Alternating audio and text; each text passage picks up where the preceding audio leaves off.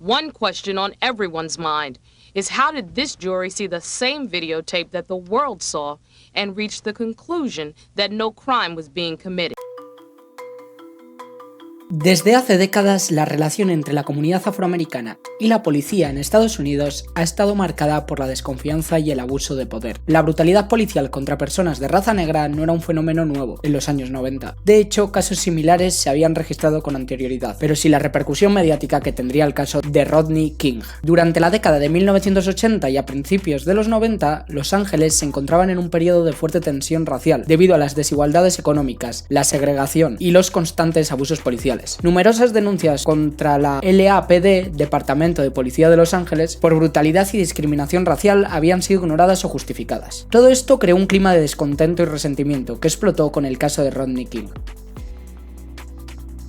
La noche del 3 de marzo de 1991, Rodney King, un hombre afroamericano de 25 años, estaba conduciendo su coche junto a dos amigos en Los Ángeles, California. Aproximadamente a las 12:30, dos agentes de la Patrulla de Carreteras de California, CHP, vieron que King manejaba a alta velocidad, unos 180 km/h, por la autopista. Intentaron detenerlo, pero King no se detuvo, lo que llevó a una persecución policial de casi 13 kilómetros a través de la ciudad. Más tarde, King explicó que no quería ser arrestado porque estaba en libertad condicional por un robo y temía volver a la cárcel. La persecución terminó en el cruce de Foothill Boulevard y Osborne Street, en el barrio de Lakeview Terrace. Para entonces, al menos 15 oficiales de la policía de Los Ángeles y la patrulla de carreteras estaban en el lugar, con helicópteros sobrevolando la escena. Los agentes ordenaron a los tres ocupantes salir del coche y tumbarse en el suelo. Los dos amigos de King obedecieron y fueron esposados sin problemas, pero Rodney King, que estaba en estado de ebriedad, se resistió a seguir las órdenes. El oficial Stacy Kuhn, el de mayor rango en la escena, ordenó a 4 policías reducir a King usando la fuerza. Cuando Rodney King se negó a quedarse quieto, los agentes lo electrocutaron con una pistola Taser, pero él intentó levantarse. Esto desató la brutal agresión. El oficial Lawrence Powell comenzó a golpearlo salvajemente con una porra, mientras otros agentes también usaban la fuerza. Durante 81 segundos, King recibió 33 golpes de porra en la cabeza y el cuerpo,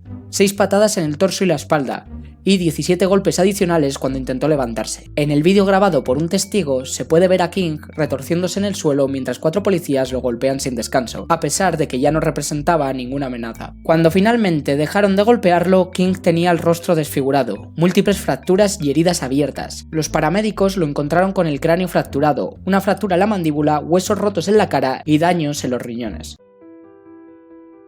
La violencia extrema contra Rodney King no fue un accidente ni un caso aislado. Hubo varios factores que explican por qué ocurrió. La primera, el racismo dentro de la policía de Los Ángeles. Desde los años 60, la policía de Los Ángeles tenía un historial de brutalidad contra la comunidad afroamericana y latina. También, el departamento de la policía de Los Ángeles estaba dirigido por Daryl Gates, un jefe que había sido acusado de permitir y encubrir el uso excesivo de la fuerza. La segunda, tácticas policiales violentas en los años 90. En aquella época, los oficiales usaban la estrategia de uso máximo de la fuerza contra cualquier sospechoso que no obedeciera de inmediato. La policía de Los Ángeles tenía reputación de usar palizas con porras como una táctica estándar de control. La tercera, el contexto de tensión racial en Los Ángeles. La ciudad tenía un alto nivel de discriminación racial y brutalidad policial. Muchas patrullas policiales veían a los afroamericanos como delincuentes potenciales, lo que hacía que usaran la fuerza de forma desproporcionada. La cuarta, Rodney King era un hombre negro que intentó resistirse. Aunque su intento de huida fue imprudente, King no estaba armado y no atacó a los policías. Sin embargo, el hecho de que se moviera después de ser electrocutado fue interpretado por los policías como una excusa para golpearlo sin piedad. Tras la brutal golpiza a Rodney King, los 4 agentes involucrados, Stacy Kuhn, Lawrence Powell, Timothy Wind y Theodore Brisono, fueron arrestados y llevados a juicio en 1992. Se les acusó de uso excesivo de la fuerza y violación de los derechos civiles de King. El caso fue trasladado de Los Ángeles a Simi Valley, un área predominantemente blanca y con muchos residentes vinculados a las fuerzas del orden, lo que generó sospechas de parcialidad. El jurado estuvo compuesto por 10 blancos, un latino, un asiático y sin representación afroamericana. El 29 de abril de 1992, el jurado emitió su veredicto. Los 4 oficiales fueron absueltos de la mayoría de los cargos. La decisión indignó a la comunidad afroamericana y a muchas otras personas que habían visto el vídeo y esperaban una condena ejemplar. Para la sociedad, era la confirmación de que el sistema judicial protegía a la policía incluso en casos de brutalidad documentada. La absolución de los policías desató una ola de furia en las calles de Los Ángeles. En cuestión de horas estallaron protestas que rápidamente se convirtieron en disturbios. La gente salió a las calles enardecida, atacando negocios, incendiando edificios y enfrentándose con la policía. Durante 6 días la ciudad fue un campo de batalla. Más de 60 personas murieron, muchas en enfrentamientos con la policía o debido a las violencias entre civiles. Miles de negocios fueron saqueados e incendiados, con daños estimados en $1.000 millones. Más de 2.000 personas resultaron heridas. La Guardia Nacional, la policía y los marines fueron desplegados para controlar la situación. Uno de los momentos más recordados fue el ataque a Reginald Denny, un camionero blanco que fue sacado de su vehículo y golpeado brutalmente por un grupo de hombres afroamericanos, como represalia por la violencia policial. En medio del caos, Rodney King apareció en televisión pidiendo calma, con su famosa frase: I just want to say, you know, can we all get along? Can we get along? Can we stop making it horrible for the older people and the kids? ¿Podemos llevarnos bien? Aunque su llamado tuvo cierto impacto, la violencia continuó hasta que las autoridades finalmente restablecieron el orden. La presión pública fue tan grande que el gobierno federal decidió intervenir. En 1993 se realizó un segundo juicio, esta vez en una corte federal, donde los oficiales fueron acusados de violar los derechos civiles de Rodney King. En esta ocasión, 2 de los policías, Steve Coon y Lawrence Powell, fueron declarados culpables y condenados a 30 meses de prisión. Los otros 2, Briseno y Wynn, fueron absueltos nuevamente. Aunque esta vez hubo alguna condena, muchas personas sintieron que la justicia no fue suficiente y que los castigos fueron demasiado leves. Este caso generó un impacto social y consecuencias. La primera, desconfianza en la policía. El caso de Rodney King dejó una profunda desconfianza hacia la policía, especialmente en comunidades afroamericanas y latinas. Muchas personas sintieron que el sistema de justicia no estaba diseñado para protegerlas, sino para encubrir a los abusadores dentro de las fuerzas del orden. La segunda, reformas en la policía. Tras los disturbios se llevaron a cabo reformas en el Departamento de Policía de Los Ángeles, una mayor supervisión interna de las acciones de los oficiales, el uso de cámaras corporales, años después con la tecnología disponible, capacitación en derechos civiles y reducción del uso excesivo de la fuerza. Sin embargo, a pesar de estas reformas, la brutalidad policial no desapareció. El caso de Rodney King dejó una huella imborrable en la sociedad estadounidense. Sirvió como catalizador para reformas policiales, mayor supervisión de los cuerpos de seguridad y el inicio de debates sobre racismo y brutalidad policial. Sin embargo, la violencia policial contra afroamericanos continúa siendo un problema grave en Estados Unidos. Aunque el caso de Rodney King y los disturbios de Los Ángeles en 1992 marcaron un punto de inflexión en la lucha contra la brutalidad policial, las agresiones y asesinatos de afroamericanos por parte de las fuerzas del orden continuaron en los años siguientes. 3 de los casos más emblemáticos de las últimas décadas fueron los de Tyvon Martin en 2011, Eric Garner en 2014 y George Floyd en 2020.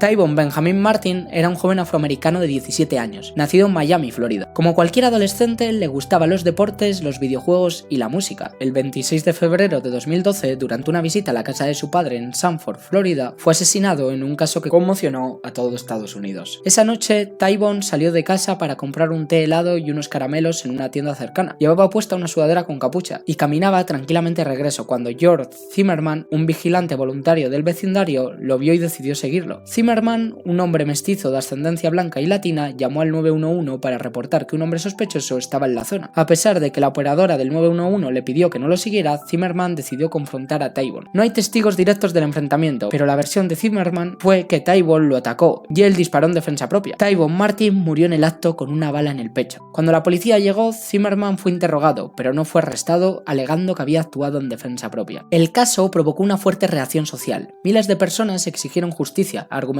que Tyvon había sido perfilado racialmente y asesinado sin motivos. Las protestas se extendieron por todo Estados Unidos, con manifestantes vistiendo sudaderas con capucha en su honor. En 2013, George Zimmerman fue llevado a juicio pero fue absuelto. El jurado aceptó su argumento de defensa propia, basado en la ley de Florida, Stand Your Ground, que permite el uso de la fuerza letal si alguien se siente amenazado. Este caso tuvo varias consecuencias. La primera, el nacimiento del movimiento Black Lives Matter. Activistas crearon este movimiento como respuesta a la absolución de Zimmerman y la injusticia contra afroamericanos en Estados Unidos. La segunda, debate sobre el racismo y el perfil racial en la sociedad y en las fuerzas del orden. Y la tercera, la reforma en leyes de autodefensa en algunos estados, aunque la ley Stand Your Ground sigue vigente en muchos lugares.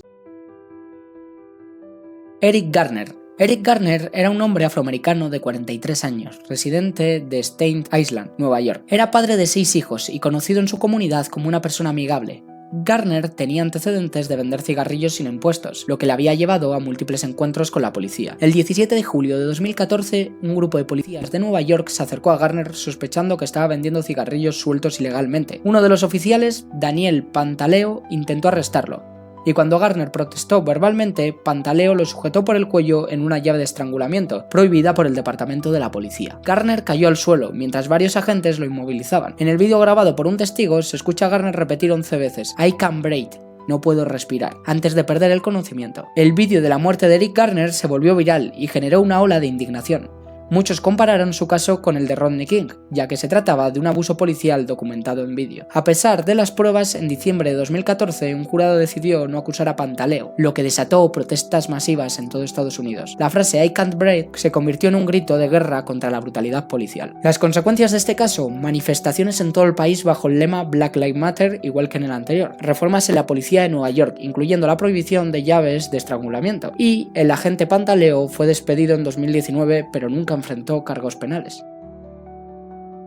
Por último, George Perry Floyd. Era un hombre afroamericano de 46 años, residente de Minneapolis, Minnesota. Había trabajado como guardia de seguridad y luchaba por superar problemas económicos. El 25 de mayo de 2020, Floyd fue arrestado por supuestamente usar un billete falso de $20 en una tienda. 4 policías lo detuvieron y el oficial Derek Chauvin lo inmovilizó presionando sus rodillas sobre el cuello de Floyd durante 9 minutos y 29 segundos. Floyd suplicó por su vida diciendo también "I can't breathe", pero Chauvin no se movió incluso cuando Floyd se quedó inconsciente. Todo fue grabado en vídeo por transeúntes y rápidamente se hizo viral. El asesino de George Floyd desató protestas masivas en más de 60 países. En Estados Unidos, millones de personas salieron a la calle exigiendo justicia y reformas en la policía. El caso de Floyd fue diferente a los anteriores porque, por primera vez, el oficial responsable fue condenado. En 2021, Derek Chauvin fue declarado culpable de asesinato y condenado a 22 años de prisión. Las consecuencias del caso de George Floyd fueron: la primera, protestas en todo el mundo bajo el lema Black Lives Matter. Anteriormente solo había sido en Estados Unidos. La segunda, reformas policiales en múltiples estados, incluyendo restricciones al uso de la fuerza, otra vez. Por último, mayor presión para la aprobación de leyes federales contra la brutalidad policial, aunque muchas aún no se han implementado. Estos casos no solo expusieron la brutalidad policial ante el mundo, sino también mostró el profundo malestar racial en Estados Unidos. Aunque se han logrado algunos avances, el problema sigue sin resolverse por completo. ¿Crees que la brutalidad policial ha cambiado desde el caso de Rodney King? O mejor dicho, ¿crees que la brutalidad policial ha cambiado desde el caso de George Floyd? Déjalo en los comentarios. Y espero que te haya gustado. Si es así, dale like, suscríbete que hoy es gratis e igual mañana lo ponen de pago. Ya, adiós.